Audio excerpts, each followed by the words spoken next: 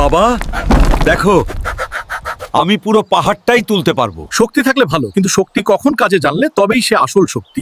ওই যে পা উঠছে, সাবধানে রে। পাপি বের হয়ে আয় দেখি। ওরে দুষ্টু। মাংস দিয়ে ভাত খাবো।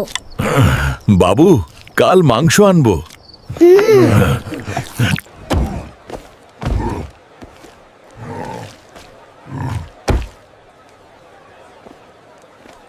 Do you have meat? Bring mutton. এই শালি, যাচ্ছি, দাঁড়া।